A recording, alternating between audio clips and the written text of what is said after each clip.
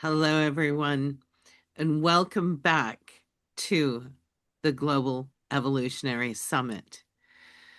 We are moving into territory that is going to absolutely change how you see our world.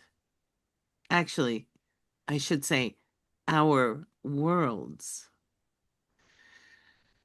Today, we have the absolute delight of speaking with Jason Gibler, who is going to walk the luminous path, and he has invited us onto this journey with him. This is one of sacred connection, and I can't wait until you hear everything he has to share. As you know, the Global Evolutionary Summit is about awakening consciousness, coming into community, normalizing spirituality, and giving us a place to hear diverse perspectives on how to create the sacred. And in doing so, opening us to new ways of connecting and being in this world. Let me tell you a little bit about Jason. Jason is an eco-spiritual psychotherapist. He bridges psychology, neuroscience, and global wisdom traditions to support deep awakening and self-directed healing. Through eco-spiritual psychology, he guides individuals to reconnect with their core being, their most authentic, whole, and trustworthy self, for healing that extends to relationships, community, and the earth. Jason Gibler is a student of psychology, neuroscience, global wisdom traditions, and above all, the great mystery. He's also an eco-spiritual psychotherapist and developer of the eco-spiritual psychology therapeutic model of healing through deep awakening. As a licensed psychotherapist, speaker, healer, and coach, Jason focuses on helping people overcome their past and find meaning, purpose, and direction for their future. He utilizes the latest advances in psychotherapy, neuroscience, and deep spiritual and earth-based wisdom. He believes that within each of us resides a powerful, whole, healthy core being that we can access for profound healing. This deep being is our most authentic and trustworthy self. And as we learn to connect to our deepest being, we gain profound healing for ourselves and our relationships and the earth. So I introduce Jason Gibler. Thanks for being with us, Jason. Thank you so much, Teresa. It's such a blessing to be here. And thank you just for inviting me to be on the summit. I'm just so grateful to be with all of you. Um, I wanted us to keep our mics open just a bit because, I think that these kinds of moments, they're just so profound and important. And although we're, 10 people right now, and maybe a few more will join us, this doesn't mean that we're small. This doesn't mean that we're small at all. And of course, I'm sure all of you know the quote from Margaret Mead, that a small group of committed people, that we shouldn't doubt that they could change the world. In fact, it's the only thing that ever has, is what she told us. And it's so true. What are we committed to? That's the question.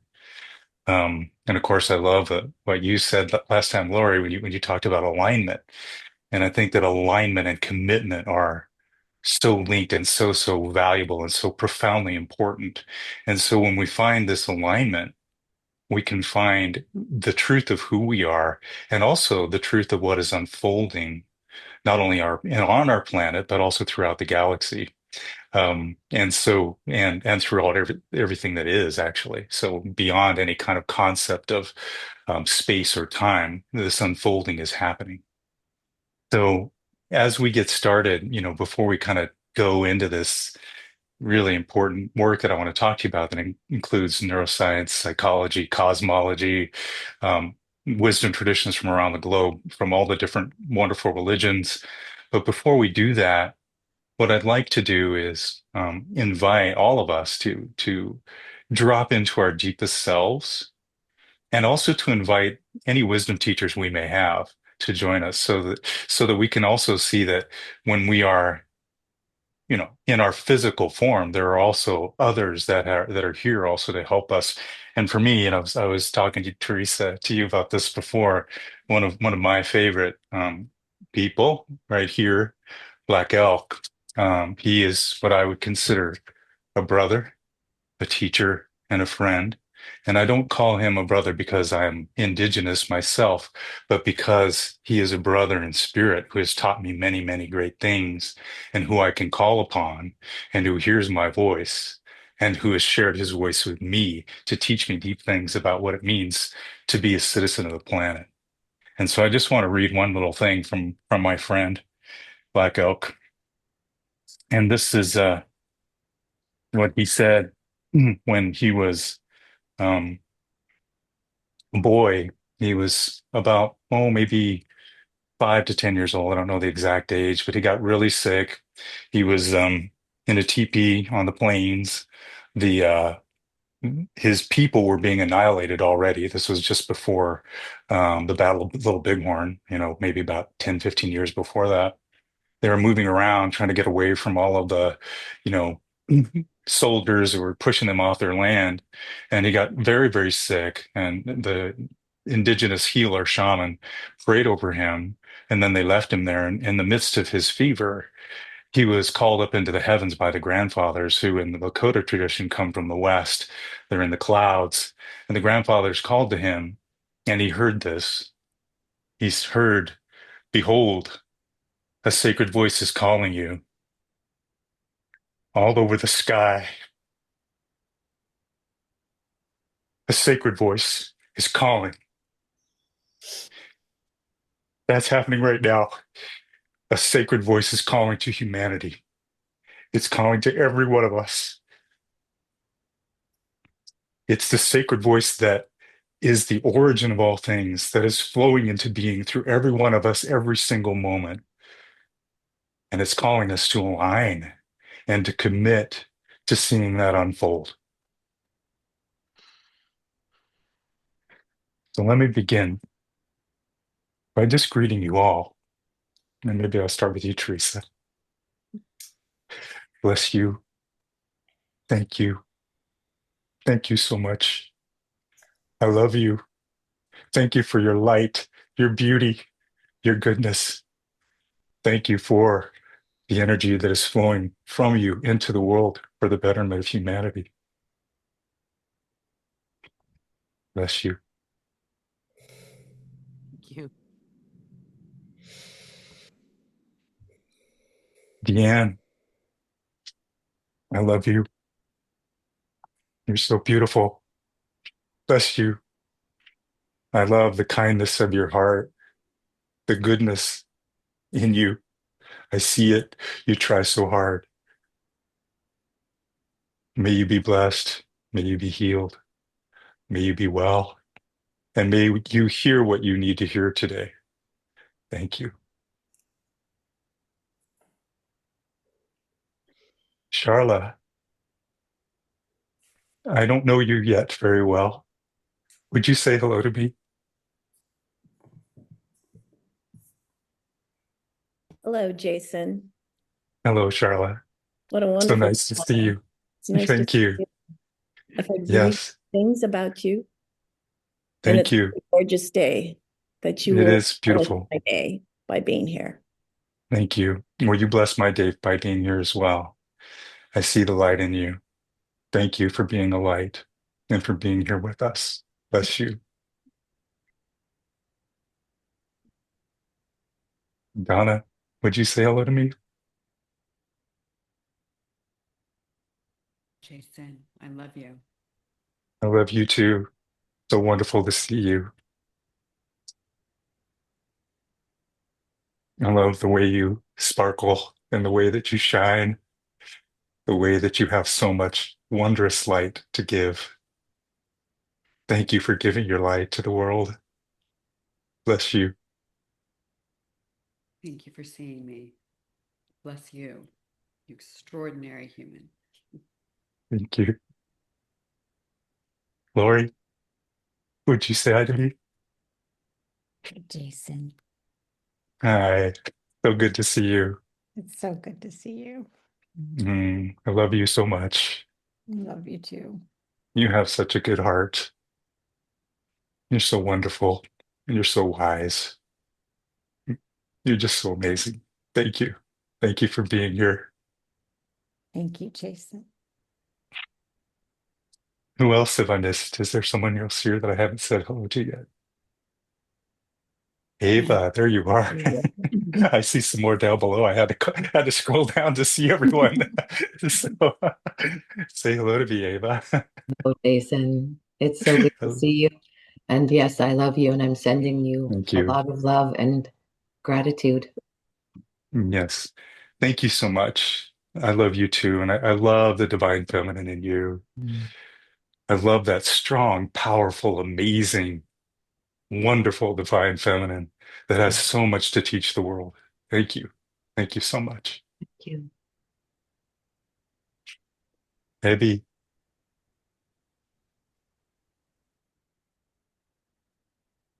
Hello, Jason. hello, my beautiful friend. How are you? I'm very well. And as you bless us, in my heart, I was saying, may all your days be blessed. My days are blessed, and I've been blessed by knowing you, and I'm blessed to have you here. It's such a blessing to be your friend and to see the light within you shine that just wants to just burst across the planet. I see it. Thank you so much. Thank you. Thank you. Bless you. Linda, Hi, Jason. Hi. hello. Hello. Nice to meet you. Nice to meet It's- you. And it's an honor for me to be here with all of you. And yeah, thank you for sharing your blessings. And it's lovely to hear what you're saying about people. And yeah, thank you. Yeah, and it is an honor to be here with you, and you are a blessing.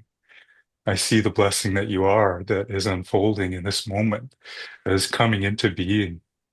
It is so beautiful. Thank you. Thank you so much for sharing your blessing with us. Thank you. Did I get to say hi to everybody? We have Sandra and Christina and Mel. Oh, okay, great. Well, let me say hello to Sandra then. Hi, Jason. I was very touched. That's so good. Sandra, I can't see your face other than your picture, but I do love it. What a great smile you have. I love your eyes. They're so cool. So I can see that shining light in you. Just looks so alive. Thank you. So thank you, Sandra. Thank you for the life and the light that you bring into the world. And thank you for being here with us to share your beauty. Thank you. Much love too. Much.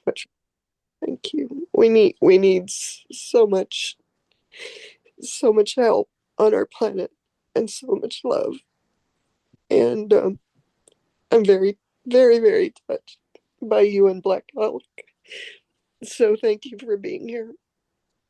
Thank you. Bless you so much. And I'm sure that you will get what you need out of this talk. And may you just be blessed all your days. Yes, thank you.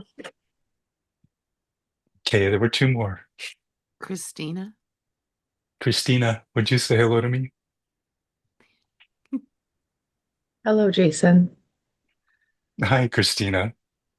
I love your name. That's so wonderful. Such a beautiful name. I Thank can't you. quite see you. There you are. No, okay, now you're there. You are. For some reason, I couldn't see you. You're like a little tiny dot for me, but now I get to see you. So that's better. Yeah. So thank you so much for being here. I Thank you all sense that, for having me. It's great to be here. This first 10 minutes is like pretty much the most beautiful thing I've ever witnessed. So thank you all for being so filled with love that you're willing to share with everyone. yeah, I see something very wonderful and grounding and peaceful in you. Like kind of like a meadow with little wildflowers or something like that. Something really joyful, but also grounded. I hope you can see that in yourself. Thank you. Bless you. You too, Jason.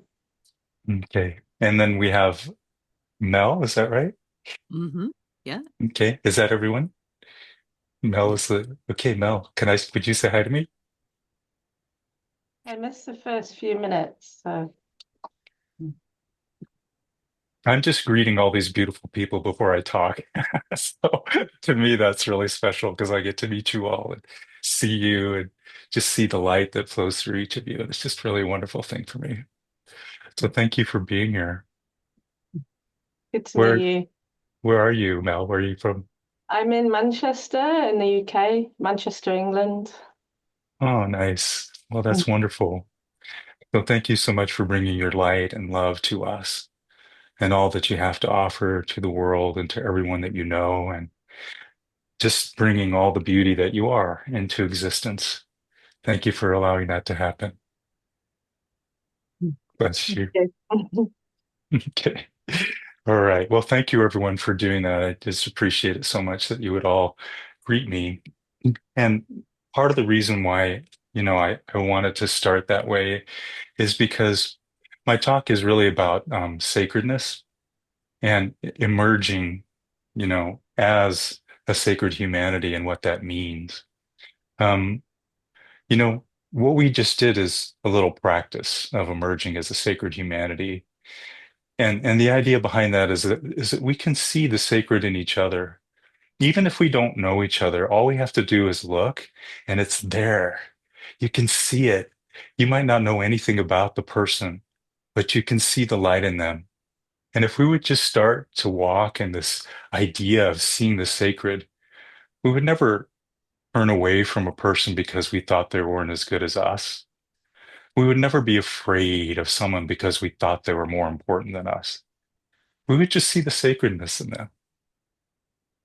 And when we see the sacredness in them, we also start to see the sacredness in ourselves because it is as a mirror.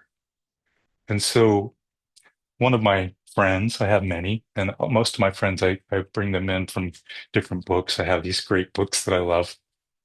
And one of my friends, Don Miguel Ruiz, I'm sure if you're all familiar with this book, The Four Agreements, it's a Toltec wisdom book.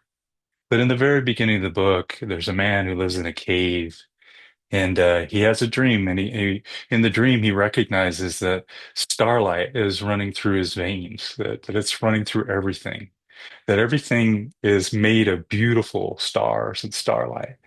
He realizes that's himself, and he walks out of the cave, and then he walks to the village, and he tries to explain this to everybody, but they can't get it. They're like, "What are you talking about, starlight? Are you crazy?"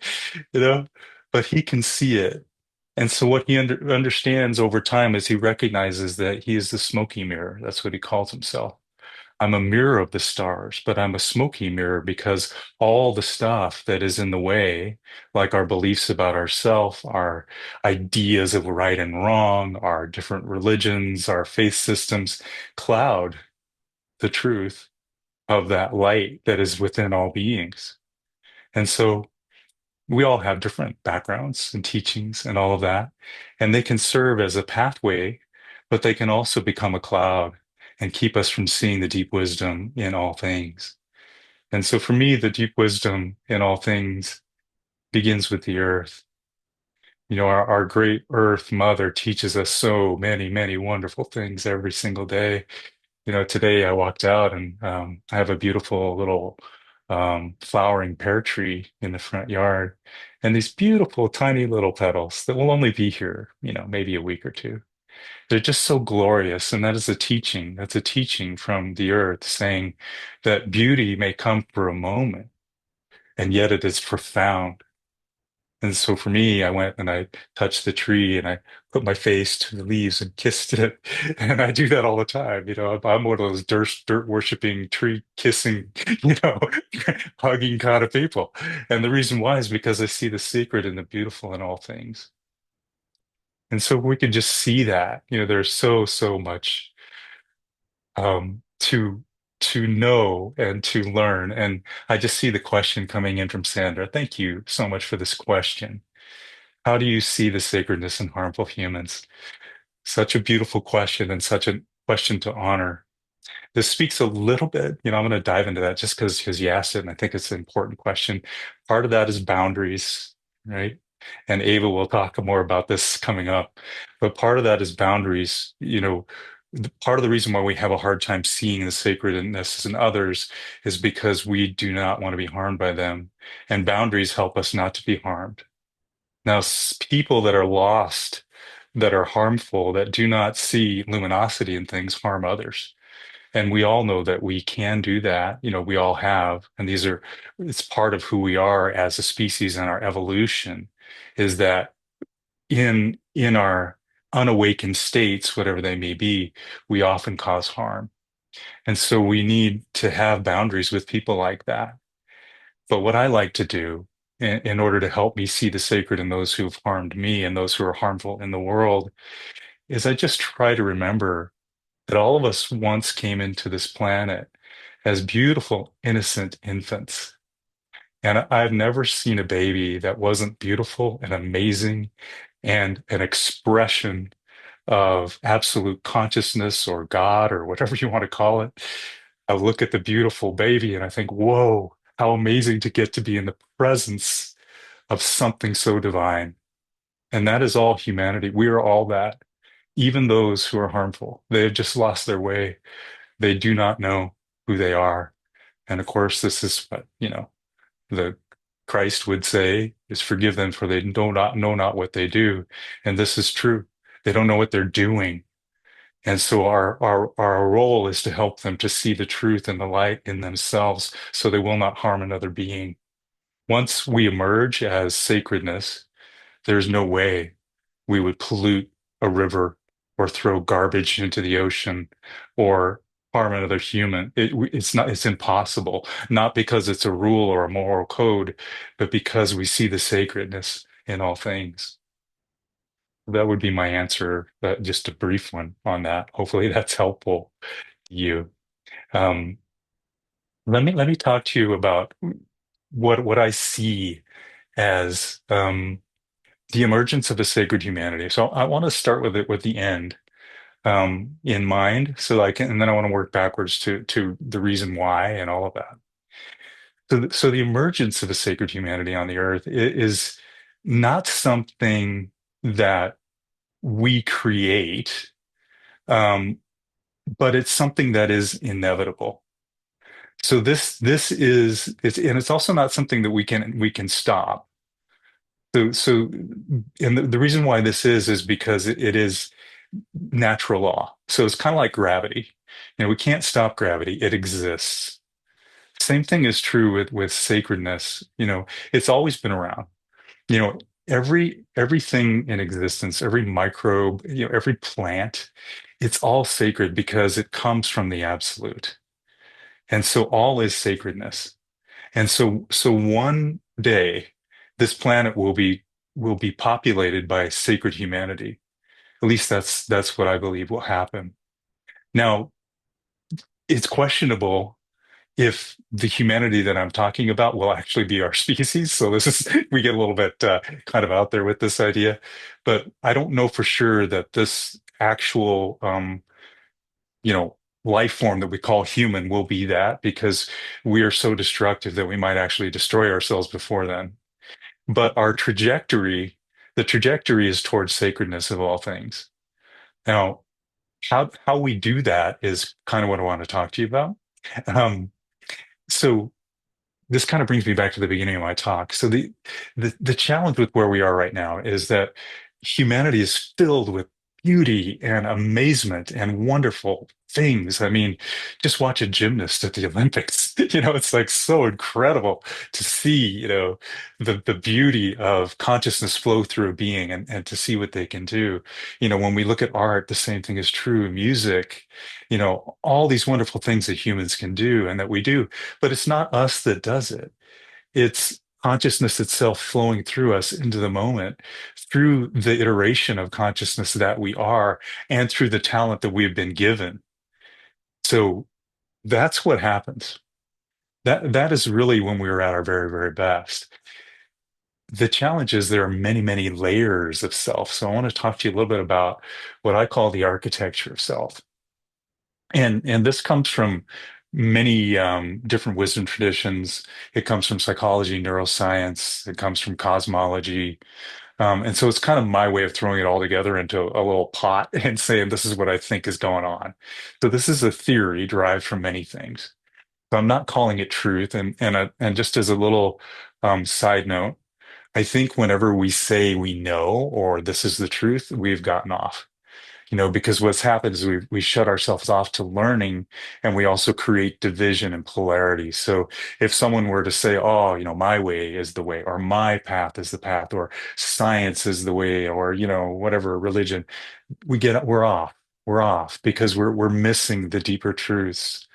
So I would rather stick in the realm of student, of someone who's learning, of someone who's exploring, someone who is trying to understand what the indigenous would call the great mystery, what others might call consciousness itself, what others might call God, whatever it may be that is called. I would rather be a student of that than to say that I know. I can only say that some things that I've practiced seem to work. And so I want to share some of those things with you. The architecture of self, the sacred architecture of self, is, in my mind, similar to the atmosphere of the earth.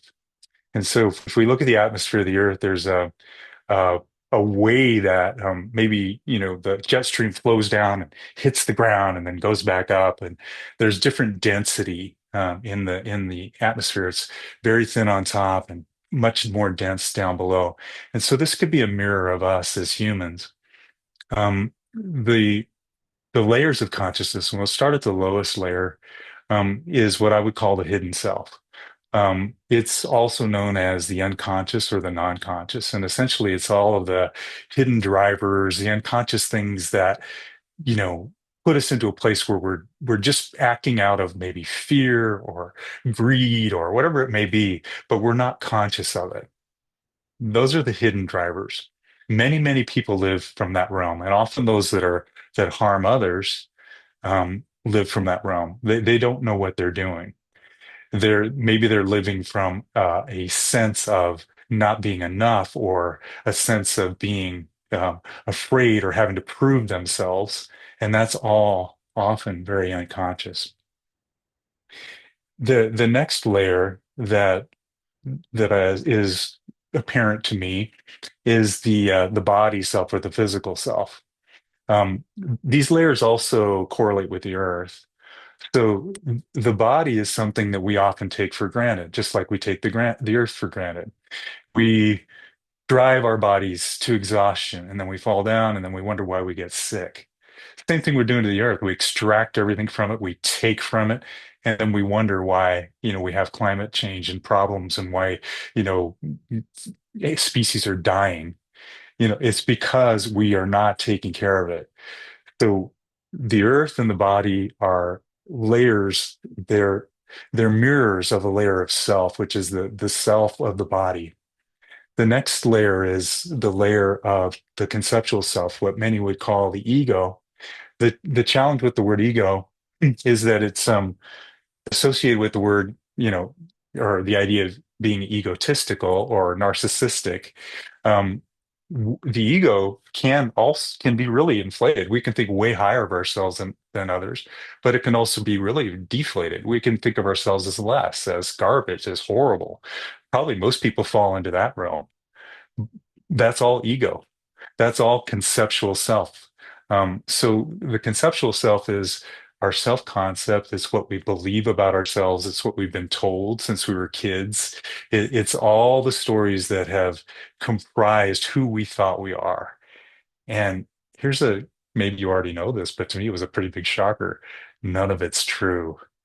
It's all made up. It's all story. Everything we think about ourselves isn't really right. And that can be really dysregulating. You're like, whoa, who am I? Right? I don't know who I am if I'm not who I thought I was, which brings me to my other friend. I don't see if I can have his book here somewhere. But yeah, he's up here on my wall. But anyway, my other friend, Ramana Maharshi, his question, he's this Hindu sage from early around 1920 to 1960. His question was, who am I?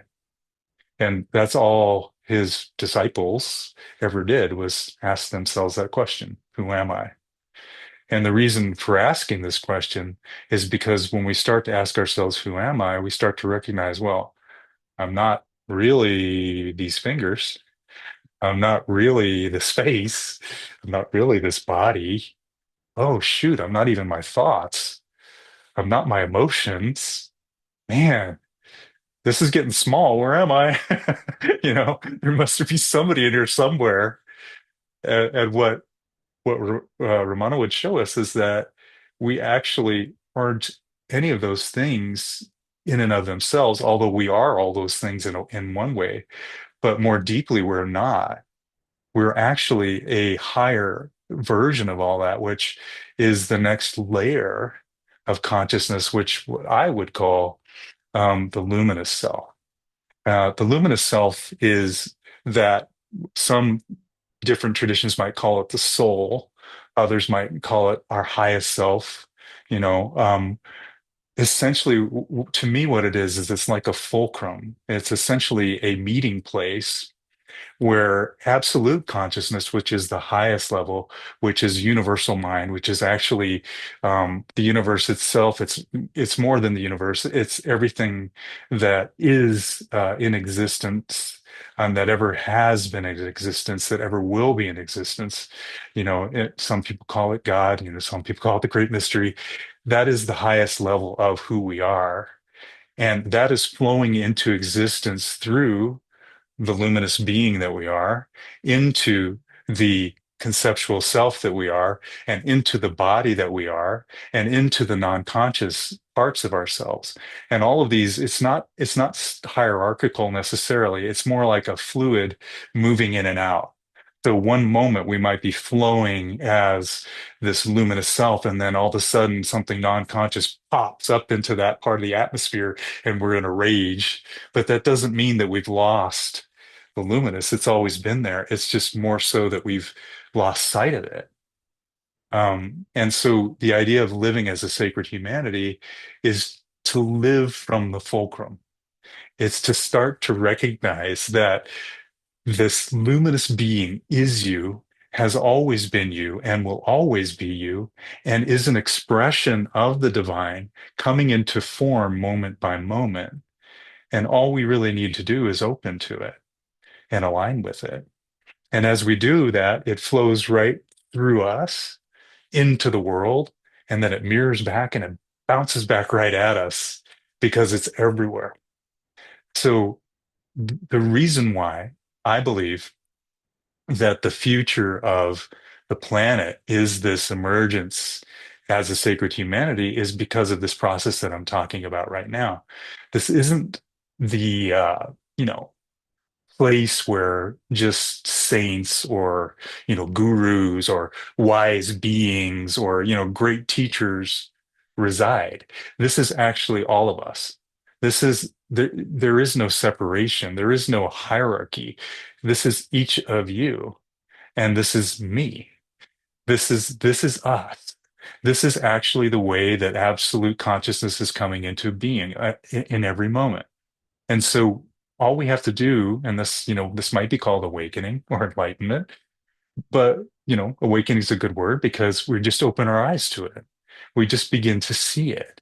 And then we recognize that is us, But here's where it gets confusing. The challenge with humanity is that we get lost in ego. We get lost in this idea that, oh man, no, I'm God. Well, no, no, no, that's not it. You're an emanation of absolute consciousness flowing into existence.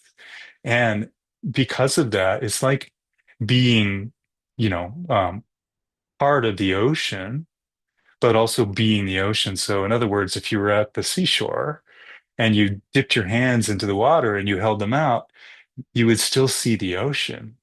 You wouldn't see the entire ocean, but you would be holding the ocean. And when you dropped it back in, it would then again be the entire ocean. And so this is us. We are the water held in the hands, and we are also the water that flows back into the sea. And so we just have to recognize that. And the reason why we don't want to get into this place where we start to think, oh, well, I have the power to change all things, is because that's not our role. Our role is to flow, just like the water falls out of the sky, flows down the mountain. That's our role. Our role is to be the water. And so we flow as the water, and the originator of the water is what creates the water and what we go back to. And that originator is us. And yet it is a larger us than any of these lower, or I shouldn't even say lower, but these different parts or expressions of us that are exemplified in this idea of the architecture of self. So that is the basic format for what I'm trying to share with you. And so the question is, okay, well, how do we do that? Right? So how do we do that? That's a good question. So one of my favorite things to do is create practices. I'm all about practices. Um, One of my other friends, Stu Yun, he's a Chan Buddhist master. He lived to be 120 years old. The guy was amazing. He was around for the end of the dynasties and the beginning of communism in China. But when he was young, he walked around China and he decided, what I'm going to do is I'm going to stop every 3 paces and I'm going to bow. And that was his practice. And it took him a very long time to get anywhere, obviously, because he would stop and he would bow. And essentially, what he was doing was noticing the sacredness in all things, moment by moment. So everything he looked at, whether it was a rock or a tree or an animal or another human, he would bow to. So that is one of the practices that I love to do. And I'll go out in the forest and I'll just walk. And I usually go more than 3 steps. I'll go until I, you know, see something, maybe a tree, and I'll stop and I'll bow. And then I'll move to the next and I'll see some grass and I'll stop and I'll bow. And then I'll walk and I'll look up to the sky and I'll see a bird and I'll stop and I'll bow. Uh, One of the funny things I've been doing is I have a little dog. His name's Finnegan. He's a Westie, little white West Highland White Terrier, and I've been teaching him. He and I are bowing. Every time I feed him, I'm teaching him to bow. So he bows, and I bow to him because he's a holy dog. And so this is how you learn to see the sacred in all things. Is you just start practicing things like this. Um, Another way that I practice seeing the sacred, and this is one of the things that I do with my clients in psychotherapy, is I help them to see that everything that arises with them, whether it's anger, fear, trauma, memories of pain, childhood wounding, all of that can be held in sacredness. All of it can be, we can create a relationship with it that doesn't mean we have to turn from it. It doesn't mean we have to run away from it. One period of my life, I was having some really, really, really scary dreams. I would wake up every night and I'd wake up shaking. There was just like something felt like something was grabbing me, and it was really, really scary. And I'd wake up and it was like harsh. It was so mean. It was like, you should die. It was like so cruel. I was like, I hate you. I can't stand you. I'm like, whoa. I'd freak out and I'd get out of bed and I'd go watch a movie or something, try to shake it off. But after about a month or so of this, I was like, okay, maybe he's trying to tell me something. So I had the courage to say, next time this happens, I'm just going to ask it what's going on. So it happened again. I woke up and I said, why are you so mad at me? And I said, I'll tell you why I'm mad at you. I'm mad at you because you're trying to embarrass me. You're trying to make me feel ashamed. You're trying to bring something into the world, some kind of thing that people are going to look at you and they're going to think you're terrible and they're going to think you're an idiot. And it was so mad. I was like, whoa, sorry. I can see that you're afraid. You're afraid that if I try to share the light that's within me, what'll happen is people will not like me. They won't like us. And then they'll shun me and I'll be alone and I'll be rejected. Oh, thank you. Thank you for teaching me this important lesson. I see how you're trying to help me. You're trying to help me to see that even if the whole world rejects me, I don't have to reject myself. I can love me anyway, no matter what anybody says. Thank you. Bless you, scary being that wakes me up at night. So that's how you work to find the sacred, even within yourself. That guy, I drew a picture of him. He had these big old gigantic fiery eyes and a big sword. He looked like the Balrog in in the Lord of the Rings. He was like super scary, but he doesn't bother me anymore. Doesn't mean that I don't have fear. It doesn't mean that I don't feel sometimes afraid or scared. But what I've learned to do is whenever I feel some fear or worry or shame or, my child self rising up, I just hold them. My child self, he's great. He's a little boy. He's amazing. His name's Bruce, actually, because my first name's Bruce. I used to go by Bruce when I was a kid. His name's Brucey, actually. So whenever Brucey gets scared, I just pick him up. I'm like, hey, come here, buddy. I love you and it's okay. You can be scared. You don't have to get out there and talk to people. Yeah, that's not your role. Your role is to be my little fella that I love. Your role is to play. Your role is to be creative. Your role is to do the cool things you used to do, like play in the woods and talk to animals and do all the amazing stuff you used to do. That's your role, and you can do it right now. And anytime you're scared, I'll pick you up and hold you. That's how you create the sacred within yourself. The sacred hoop that my friend Black Elk talked about, restoring the sacred hoop. Restoring the sacred hoop means the circle of all things, the circle of the animals, the water, the ground, the sky, the birds, the beautiful people across this planet, even those who we think are our enemies, even those who have done horrible things, the microbes in the soil, the fear within our own hearts, our history, our ancestors. Restoring the sacred hoop means restoring all of that. And it also means bringing that hoop into the future. In the indigenous, the idea, this great, wonderful concept that comes from the indigenous people is that we should, in every moment, think about 7 generations.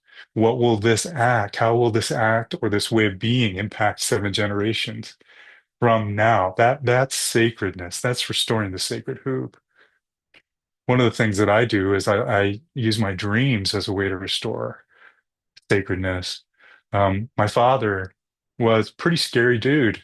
He used to do all kinds of really harmful things. I don't want to go into it, but he was also a beautiful man and he was also traumatized. And one day, I've been going through a lot of my work, my personal work, and I had a dream. And in the dream, I was in the middle of a giant field, um, probably in the middle of Montana somewhere, North Dakota. And there are all these Native American people all around me. And some of the Native American elders were talking to me. I was talking to them about bringing my work into the world. And this man came running across the field, riding across the field on his horse. And he was flying across, and he had this giant yellow mane coming out of the back of his head. And I said, who's that? And they're like, that's Yellowfire. And I said, well, who's Yellowfire? And they're like, that's your father. That's your father in his truest form. He's not the man that he was on earth. That's actually who he is. And Yellow Fire is here to help you to bring your work into the world. So I restored the sacred hoop with Yellow Fire, my dad, who died about 30 years ago. I love my dad. I was scared to death of my dad, but now we have deep relationship and sacred relationship. And so one day when I was out praying in the forest, not only did I bring my father, but I also brought his father. And I brought all of the relatives that have gone before to come into this sacred relationship, to receive forgiveness, to receive understanding, to receive love, and to give the love that they have for me, that they've always wanted to give. And that's how we restore the sacred who. So these are some of the ideas I wanted to share with you. Now I'd like to I want to talk to you about it. So I don't want to just be chatting along and, me saying stuff without you getting a chance to ask me questions, because that's why you're here. And so I want to know if any of this has really stirred something in you. And if you want to talk about it, I would just love to spend the rest of our time just talking about how, if you have experienced this idea of sacredness in your life, if you agree with this vision of the sacredness of humanity coming into being, and how we might make that happen. Before I do that, though, I want to tell you a couple of little things. Um, I'm not only am I a psychotherapist and a teacher, but I'm also a writer. I'm writing a book called The Way of the Jaguar, which is uh, a great deal of indigenous wisdom and different um, power animals and spirit animals that teach wisdom from around the globe to my main character, whose name is Will. And that is something I'm working on. Um, Within that, when I got the vision for this book, I also had a vision for several other books. And the last one that, is yet to be written. The concept of this one, it is, it's kind of a tentative title, but it's called World Park Earth. And essentially, the premise of it is this idea of a sacred humanity on the planet. And in that time, in that day, what I see happening is that the Earth herself will be seen as a sacred, holy planet, and people from across, the galaxy will be coming here in pilgrimage to this planet, and it will be completely restored. There will be wildlife will be everywhere. Humans will live here, but it will be more like a park. There won't be massive cities anymore because most of the land will be natural and beautiful. We'll live outside it probably on satellites, and we will come here to honor the mother, and we will come and do pilgrimage at this sacred holy site. So that's a vision that I see of the future, and maybe this is 500 years down the road, I don't know. But this idea that sacred humanity will emerge on the earth one way or another, whether it's in a vision like that, or more so just as moment by us learning how to do this, sharing it with others. What happens is when enough people learn how to be sacred, how to see sacredness in everyone, there will become a tipping point. There will come a time when enough people see this way, and it only has to be, maybe 5-10% of the globe. Once that happens, everything will change. And this vision is not something that is my vision. This vision has been around forever. You see it even in, ancient texts. It's always been around that one day this planet will be restored, and we will enter into this idea of sacredness, and may it come soon.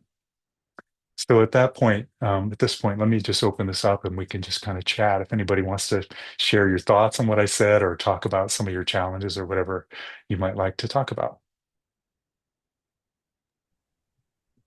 Donna. Thank you, Jason. Well, gosh, what you're sharing is so beautiful. And it's just such a lovely model as a way of hope and inspiration to engage in a practice like this. I'm leading a retreat about projections. And so it's very conscious in my awareness right now. And I just love this idea of the hoop, right? Because in a projection, Whether it's negative or positive, what we send out is what we get back. So really what I hear you saying is as we send out of our awareness, out of our consciousness, seeing that sacredness in that person who might be behaving in an ugly way because they're encumbered with their ego, the more we see the sacredness, the more it's going to be reflected back to us. And then we create that synergy. And it's just such a lovely North Star. I think that's the word that I'm looking for. Like as we move through this level of difficulty that is existing on the planet right now, this is such a beautiful compass to embody and participate in the change that we want to see. Thank you, Donna. I love that you see that. What you're reminding me of also is just another kind of concept that goes with it. This and you know, the idea behind it is buoyancy. And so in these different levels or layers of consciousness, it's almost like we're floating on a sea of consciousness. And at times it's kind of like we're a cork, but we get pulled down, right? So we might get pulled down by our own fear or our own anxiety, or maybe someone says something really nasty to us or something, and you know, it triggers something in us. But the idea of buoyancy is the more we practice seeing sacredness, the more easy it is for us to pop back up to that Mm. level, you know, so that becomes our normal layer of being. So we start to love all beings and all things. And even if we get thrown off, you know, we just pop back up. And so what we want to do is spend more time, you know, creating this sense of sacredness. And this is actually, you know, dovetails with neuroscience, because, you know, I'm sure you all know this famous phrase, neurons that fire together wire together, and, you know, from Donald Hebb. But essentially what it means is that the brain creates its own reality by neuronal connection. And the more we act in a certain way, the more we become that. So, and this has been known throughout the ages, you know, the great, you know, indigenous story of the grandmother, you know, she's a very wise woman. You know, the grandchild says, "Grandmother, you know, how did you get to be so wise and loving?" And she said, "Well, I had two wolves and inside of me. One was evil and one was good, and I just fed the good." And that's exactly what we're talking about here, is feeding the neurons that we want to wire together so that we can move into the sacredness that is our birthright. So it's pretty cool, and it's doable. That's what's really great about it. Is it's not, this isn't something where we have to wait. It's like some conceptual maybe someday. Actually, we can do it right now by practicing this idea of sacredness. So, Jason, when we're triggered, right? When we find ourselves activated, how do we move out of the activation and into the sacred? Thank you for the wonderful, wonderful question. So I have a lot of practices around that. Um, I'm going to tell you a couple things. First, I want to just, you know, have a little shout out to the great and wonderful and amazing neuroscience attachment therapist, who that I've learned a lot from. You know, there's just so much there. And what we have there is Dan Siegel I'm speaking about. But what he talks about is what he would call the hub. He has this idea of awareness as almost like a wheel, and in the hub is what he would call the plane of possibility. And so it's where everything comes from. And this is one of the things that's really cool about our day, is because right now, neuroscience, for example, is starting to understand spirituality, and science is also starting to get it. But so what we want to do is we want to be able to go back into the hub. And I'm going to explain this in my like little, you know, easy way of understanding it. So here in where I live in Bend, Oregon, we have all kinds of little roundabouts or traffic circles, and the only way to navigate a traffic circle is to, you got to slow down. You have to pay attention. You have to look to the left, at least in the way we drive here, and then you go into the circle, right? And then once you're in there, there's all these options. Most of them have four, some of them have more. There could be eight, but there's always an option. So the key to moving out of triggering and into this possibility is to slow down, to become aware, to notice, oh, I'm triggered. That's okay. We're not rejecting it. We're allowing it. But it's just kind of like taking the foot off the gas. We're just going into neutral. And then now we're in the roundabout. And as we go around the roundabout, we just make a choice. Okay, well, maybe I'll take this exit. Oh, dead end. I can go back in. I'm going to go around again. I'm going to go around again. And every time I make a choice, then I can change. I don't have to let whatever happened to me control me. I'm aware of it. I allow it. I release and I choose. And when you make a new choice, are you rerouting the patterns in your brain? Yes, because you're teaching yourself that you can pause. So we all think that, you know, we just did the thing. You made me mad and I yelled at you, right? I mean, we think of it just like it was your fault. You made me angry, right? Well, no. What happened is we didn't notice that we were triggered and that there was a tiny little place where we could have paused and not yelled. This the quote. I think it's who is it to uh, what is his name? Oh, Viktor Frankl. The idea is that the space between In between stimulus something, and yeah, response. exactly. In between stimulus and response, there's a gap. That's the place where we can grow and change. That's the place right there. So we're looking for the gap. And, another practice, and this is another one of my favorites, is creating a gap. So how often do we create gaps in our lives? You know, so one of the things I do is I try to create a lot of gaps because when I create a gap, then I get used to knowing that there is a gap. And so then I have choice. So a simple way of creating a gap is choosing what not to do in any given moment. It just our cell phone, we pick it up, we look at social media. Oh, well, wait a minute. Pick it up, create a gap. I'm not going to do that. I'm going to put down my phone. Now what? Possibility. You see? Love it. Love you. Thank you. Thanks for asking the questions. Who else would like to chat with me a little bit? I do have a question, Jason. First of Mm-hmm. all, thank you so much. That was incredible. So many wonderful, beautiful, and amazing information. I loved the different layers of the self that you talked about. And also I loved and this is leading to my question, which is kind of following on from Donna's questions as well and comments. But this self, that flows through these various layers,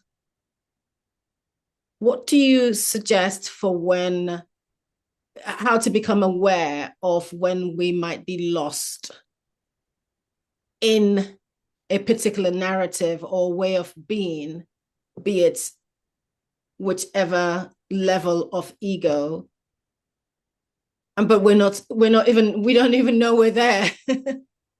Yeah. Good question. Thank you so much, Evie, and thank you for being here. And it's just great to have you. I think that the answer that I would share is that the more we get to know that higher being that is us within us, the more we start to notice when we're not there. Right? It's kind of like what I was talking to, I was just talking about a little bit ago about the idea of buoyancy, right? We start to recognize that that luminous self, the terminology I use anyway, is really who we are. It's that self that's beyond what we think of as ourself, but it's always there. And it's beyond the conceptual.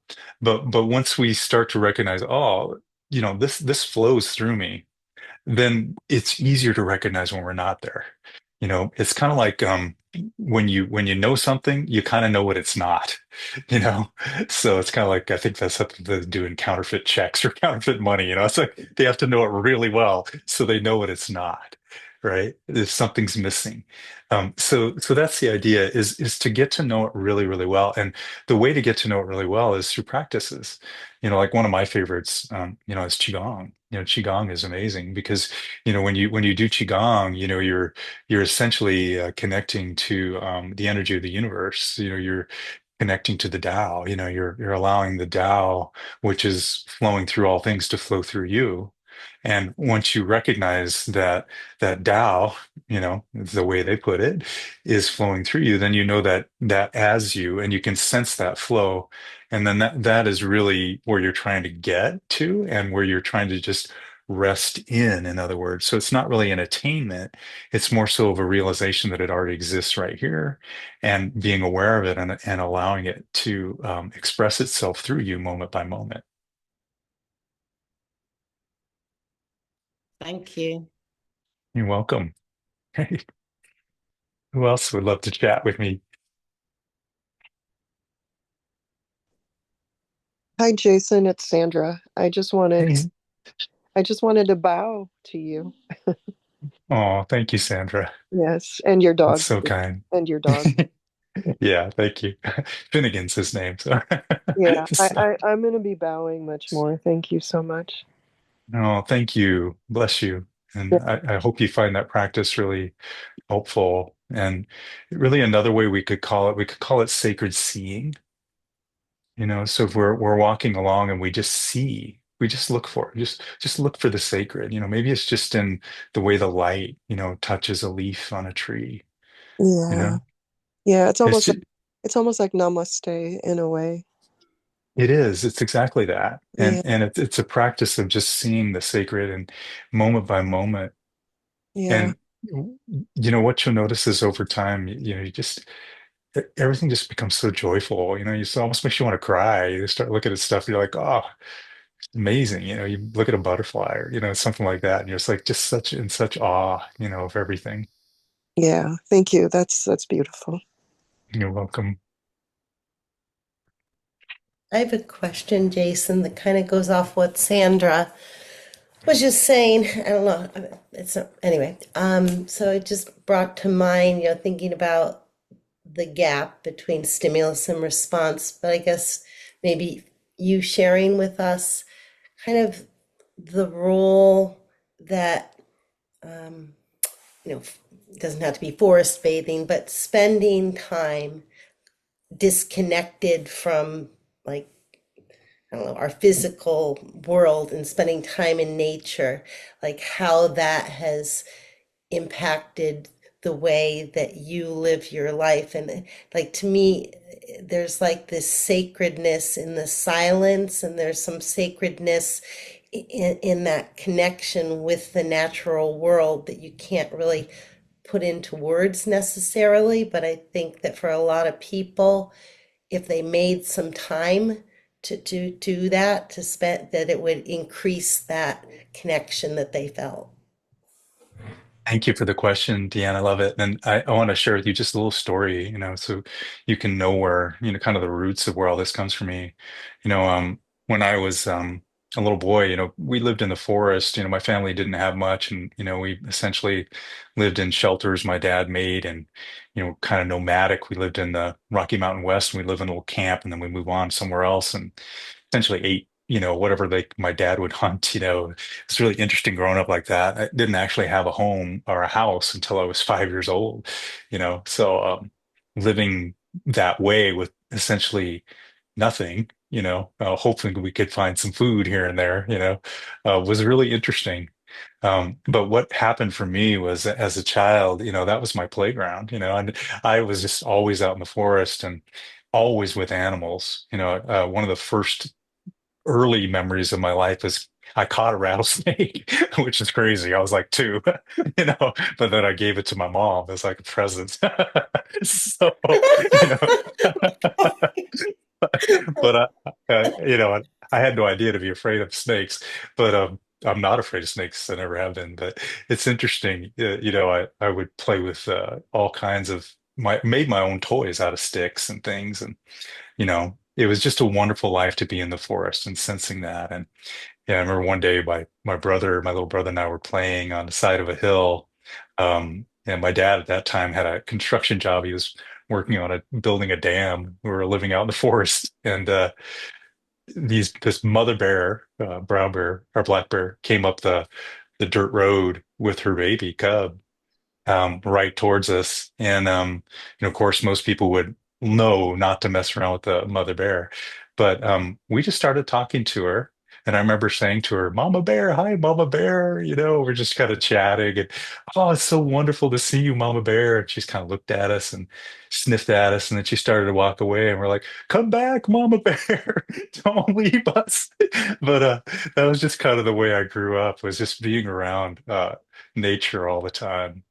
uh, when I was really little, we were at the Grand Canyon, and there were a group of Native Americans dancing on the rim, in their full regalia.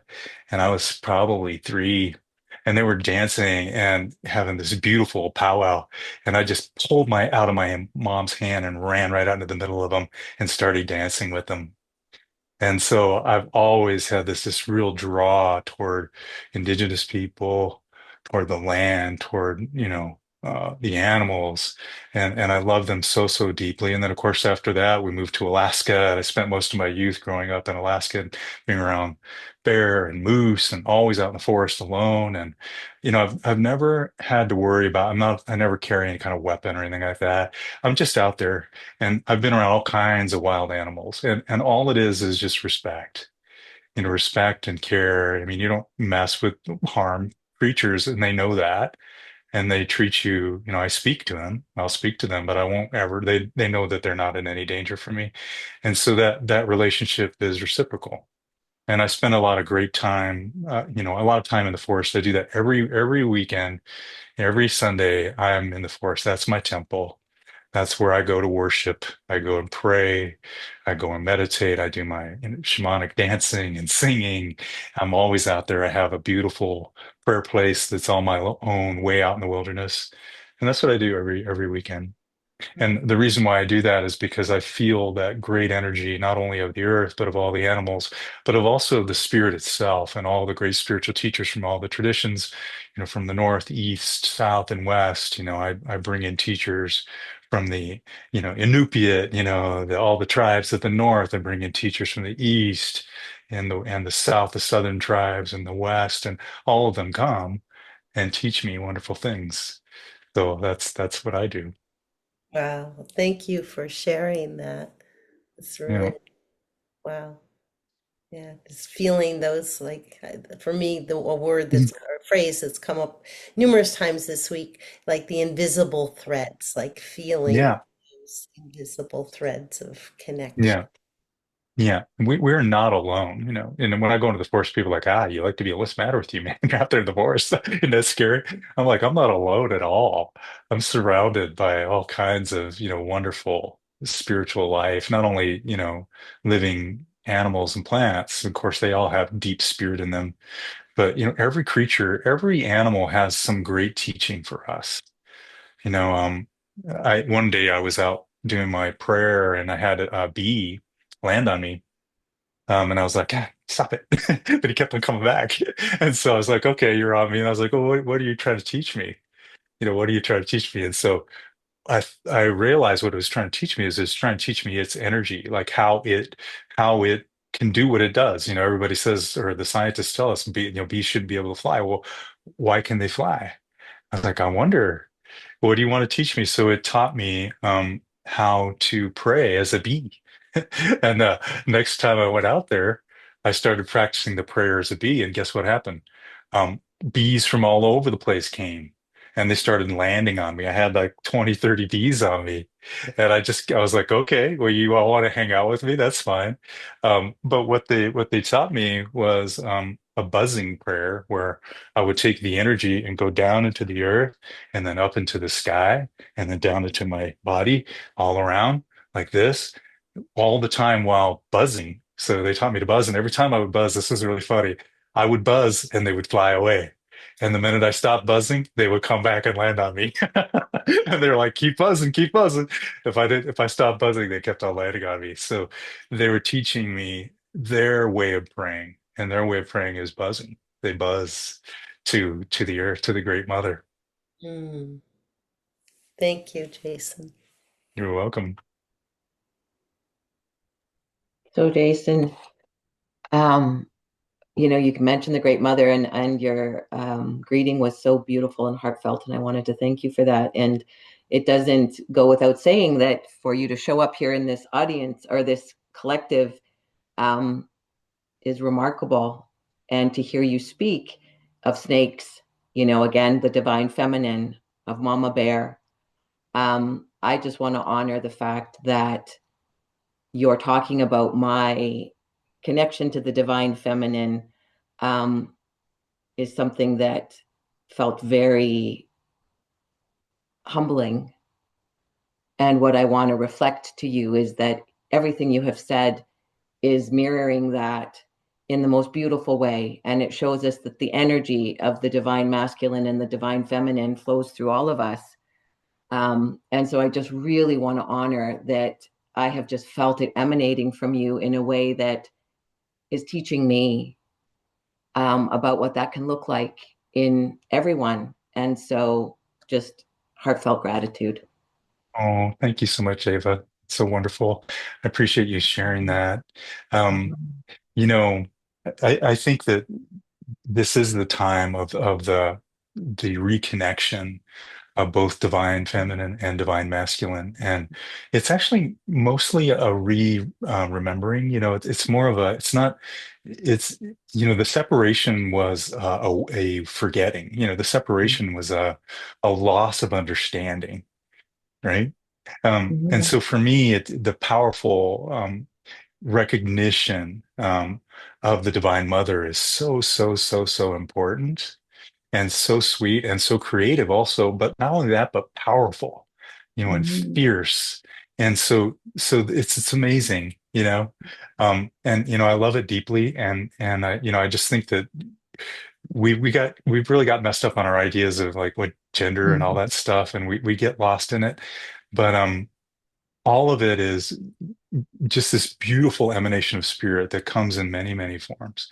And if we can just open to that, we can have that creativity and that love of the mother, but we can also have her power and her strength, and her joy.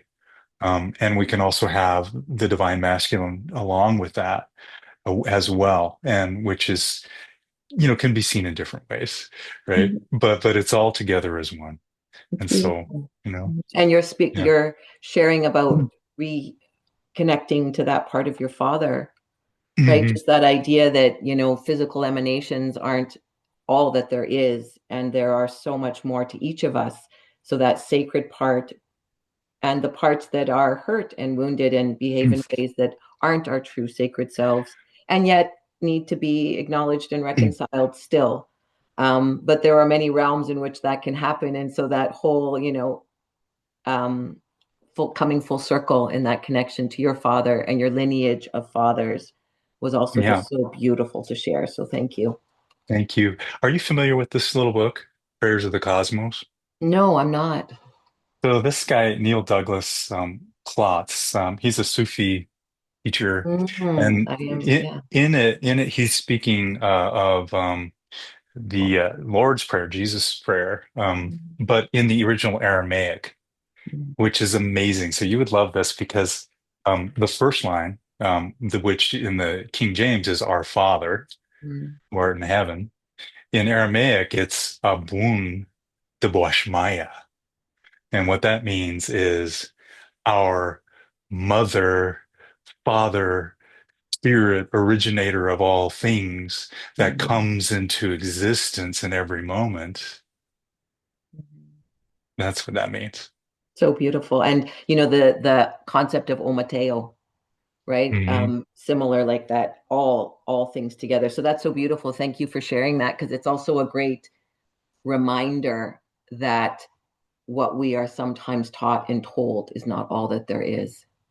No, and it's a these old teachings or ways of being there, they come out of a lower level of consciousness. So that it kind of dovetails into what I was talking about before.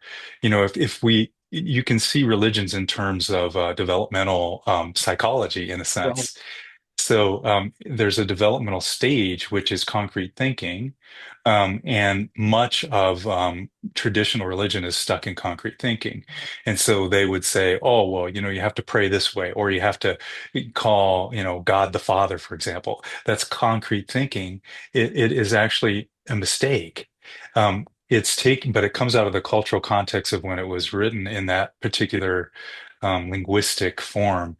And so when we hear words like, for example, prayers from, the New Testament, we can't really fault, Jesus, for example, for saying things in a way that make no sense, in our modern times, because they were just written, they were translated first from Aramaic into Greek, then Greek into English. And so they've lost a lot of the deeper meaning. Mhm. But when we see the deeper meaning, what we see is universal mind. What we see is absolute consciousness. What we see is the loving oneness that is all things. And we see Mhm. that not only in the sacred texts of Christianity, but also in Buddhism and Hinduism and earth-based Everyone. wisdom, all of them. Yeah. Everyone. Yeah. Yeah. And that's the beauty of this collective as well, right? Is that it Mhm. just reaffirms again and again in different ways the same global evolutionary message that, of transcendence and getting to that sacredness. Um, so yeah, thank you. And Yeah. even the reference to Christianity, I was going to plug for Mary Magdalene, right? If her gospel had had its rightful place, our frame of reference for all of it would be very different. And so that is true for, Absolutely. the Kabbalah, for many Yeah. texts. Hmm. So yeah, it's just important to remember all that is amidst all that we've been told. So thank Yeah. you for that as well. Yes. And it's all sacred, so. See. Mhm. Mhm. Mhm. Thank you. You're welcome. Thank you. Anybody else like to chat? Jason, can you read the prayer? Yeah, I can only read a little bit of it. I'm not very quite good at it, but I'll read to you what I can. Um, and I'm trying to learn this. I'm going to learn it, so I'll be able to do this better in the future. But uh, let's see here.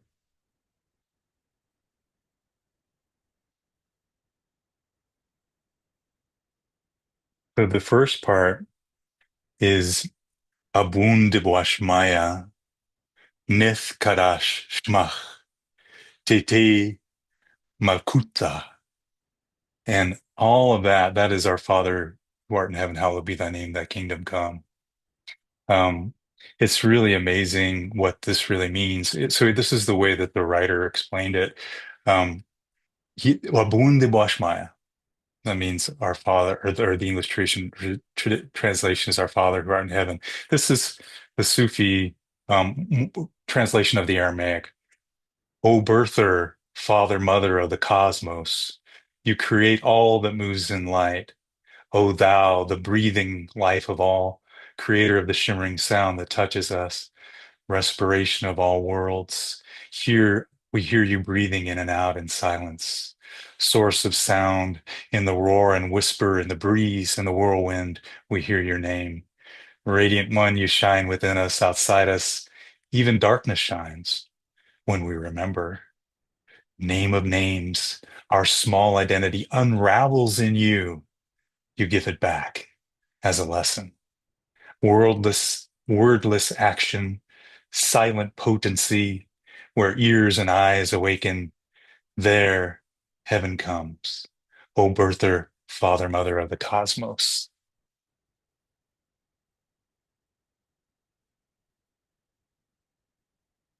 Isn't that amazing? Jason, I Yeah. just want to thank you so much. This was amazing. Oh, thank And you. I have always loved your heart and how vulnerable and willing you are to share. it's such an inspiration into what Eva said is this beautiful harmony of the divine feminine and the divine masculine moving within you. It's incredible. It's incredible. And the wisdom that you bring with it.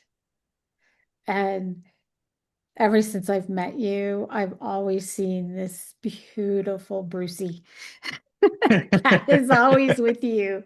And I love him so much. And then I have read the 4 chapters of your book, and Oh, I good. am really dying to read the rest. It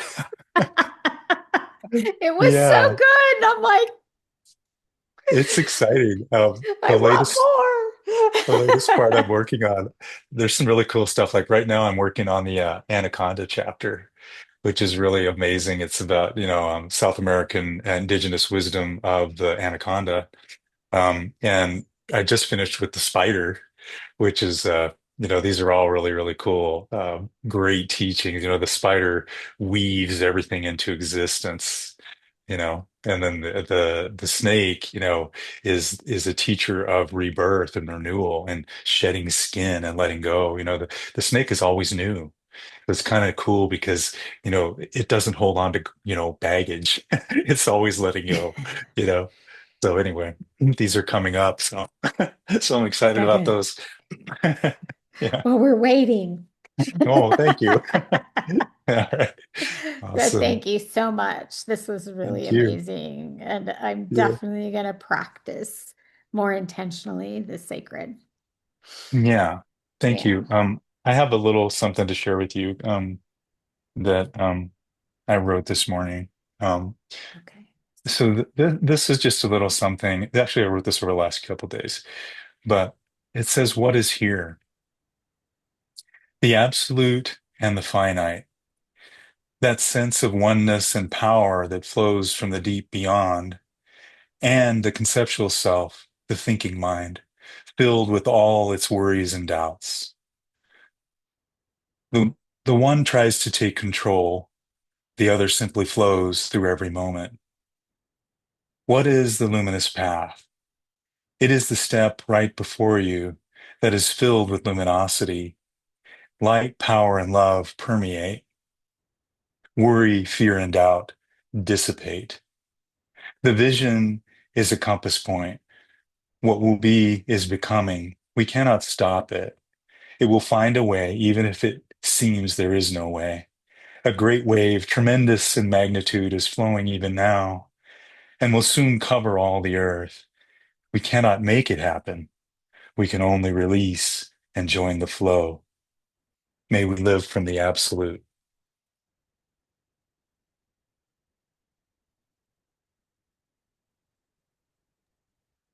Amen. May we live from the absolute. Yeah. That is beautiful, Jason. Thank you. I have such a new resonance with the sacred and the luminous path. And for me, first of all, I'm eternally changed by hearing what you shared. Oh, thank you so much. Thank you. What is alive in me right now is this sense of infinite possibilities and how quickly we lose sight. And when we do, what I'm hearing is find the ritual Mhm. to bring you back to the sacred. Yes. Yeah, it's so good. So good, Yeah. right? Yes. Yeah. And the rituals and the practices are here, and we can create them. And this is the other thing that's so important. We are created beings.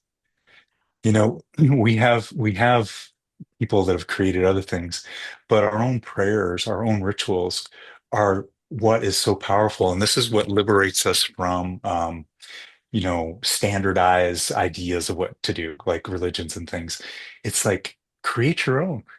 You Yeah. know, I was out in the forest one day. I'm sitting on the ground, and I had this idea. I was like, when I was a kid, they baptized me. I wonder what it would be like to be baptized in the earth of the mother. So I picked up a little dirt and I sprinkled it on my head. I was like, oh, that's cool. And I got some more dirt and I put it on my face and I put it all over myself and I just like bathed myself in dirt. And I was like, oh, baptized in the great earth mother. How wonderful. I've got pictures. I'll send them to you. I love it. Oh my But it was just so goodness. wonderful. Like, why not be baptized in dirt? I created a practice, right? That mattered to me, that shows me that I lay my face on the ground and kiss the earth. I'm like, thank you, mother. I love you. I love you. Love you. Here, I want to share one other practice with you all. It's one of my favorites. It's I love you. Thank you for loving me. I love you. Thank you for loving me. I love you. Thank you for loving me. I love you. Thank you for loving me. I love you. Thank you for loving me. I love you. Thank you for loving me. I love you. Thank you for loving me. To all things, to all beings, in every moment. It's amazing. It's amazing. Wow. I will hold the intention that sacred ritual replace societal norms. Ooh, that's good. I know, right? Let's do that, please. That's amazing. Yeah, it's what it should be, right? And Yeah. we create it. And that's walking the luminous path, right? That's just saying, this can flow through us and it's not far away. It's right here. It's right here in our breath and in every moment. Yeah. Thank you for sharing your beautiful heart with us. I know Thank you. every one of us, both in attendance and watching later, have been changed. Wow. Thank you. Well, I've been changed too. I am that scared little Brucey, but here I am. Brucey's cool because he's let me talk. Yeah, he's coming with you. So that's right. Yeah. He'll be all right. So Jason has something on his website that he wants to share with everyone. I'll make sure and include it in the replay as well as the YouTube notes. Do you want to say anything about that, Jason? Or Yeah, yeah. Well, I've been writing what I call the Luminous Journal, and it's essentially a lot of these practices I've been talking about, and it's drawing in global wisdom and just kind of sharing it in a pretty easy format with practices that you can do. So if you'd like to, learn more about how I am doing this work with walking the luminous path and bringing in all the different wisdom traditions and science and all that, that's a place you can do that. And it's just something that I want to do to share with people, to help people grow. So if you just go to my website, jasongibler.com, it's on the front there, a little button that says join the Luminous Journal and you'll get it. thank you for doing that. You're welcome. Yeah. I'm definitely going to download it. Yeah. Yeah, I'm excited about it because it's more just of a way for me to share my teaching with people and help them to practice this. And my dream really is that people will start practicing. I had a client yesterday I was talking to, and he was like, "Oh, I get it. If I just start doing this, then what'll happen is, other people will recognize that I'm doing it, and then they'll start doing it, and then, he could see, that living from this place of luminosity can actually not only change you, but your family and your community. And then, and it can really snowball. And so the idea behind this is helping people to do that and just Mm, share it with the people they love. yeah, it's how we change the world. Hmm. Yeah. Yeah. Yeah. Thank you, everyone Thank in you. attendance, everybody watching later. Thank you, Jason. Thank you. Next week, we have the lovely Donna Bond, who I got to hang out with a little bit this week. on her amazing show. May today's eminence, the resonance, the vibration inform your week. I love you all so very much. Thank you for being here. We'll see you in a week. Thank you.